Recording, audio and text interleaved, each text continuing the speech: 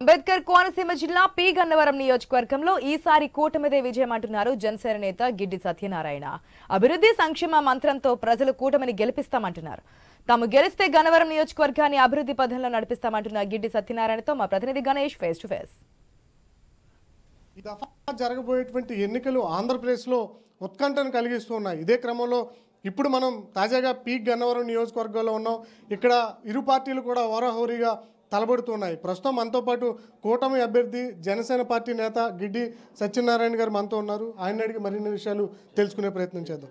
Sir, ఇప్పుడు మనం చూస్తున్నాం కూటమి పి గన్నవరం నియోజకవర్గంలో ఎట్లా పనిచేస్తుంది, క్యాడర్ మీకు ఎట్లా సపోర్ట్ చేస్తుంది? ముందుగా మీకు నా నమస్కారాలు.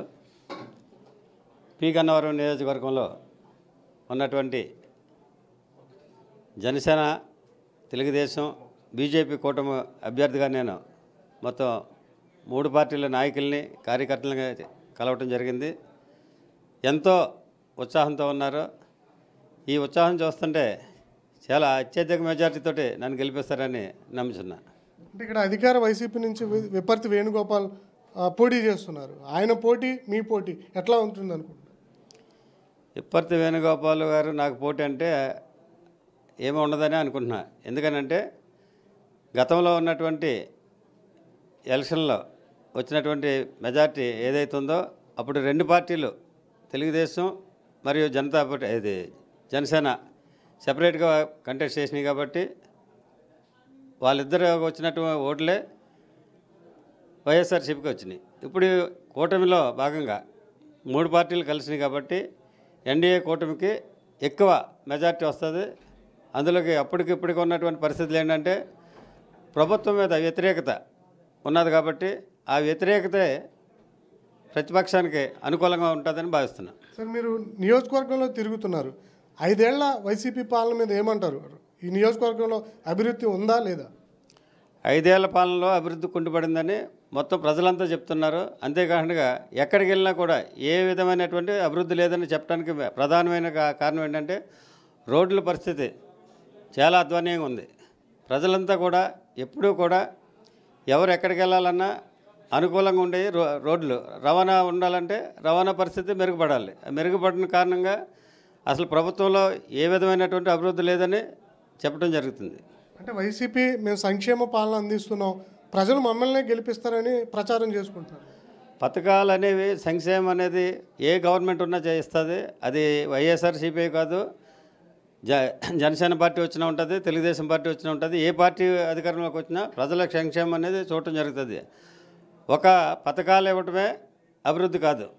అభివృద్ధి అనేది డెవలప్మెంట్స్, ఇండస్ట్రీస్, ఎంప్లాయ్మెంటు, ఈ విధమైనటువంటి యూత్కి ఎంప్లాయ్మెంట్ కల్పించి ఇండస్ట్రీస్ పెడితే దాన్ని బట్టి సొసైటీ డెవలప్ అవుతుంది. డెవలప్మెంట్ అనేది ఒక పథకాలు ఇస్తేనే డెవలప్మెంట్ కాదని నేను చెప్తున్నాను. పి గన్నవరం నియోజకవర్గంలో మీరు గెలిస్తే ఇక్కడ ఉన్నటువంటి ప్రజలకు ఎలాంటి హామీ ఇవ్వబోతున్నారు? పి గన్నవరం నియోజకవర్గం నుండి నేను గెలిస్తే అంటే మా గవర్నమెంట్ అధికారంలోకి వస్తే తప్పనిసరిగా డెవలప్మెంట్ అనేది చూపిస్తాం. రోడ్లు కానీ, కరెంటు విషయంలో కానీ, అలాగే త్రాగునీటిలో కానీ ఇవన్నీ కూడా ప్రజలకు అందుబాటులో ఉండేటట్లు చేస్తాం. కాబట్టి డెవలప్మెంట్ చేసి చూపిస్తాం. అంటే నియోజకవర్గంలో పరిస్థితులు మీకు అనుకూలంగా ఉన్నాయా? తెలుగుదేశం పార్టీ, బీజేపీ పార్టీ మీకు ఎట్లా సపోర్ట్ చేస్తున్నారు?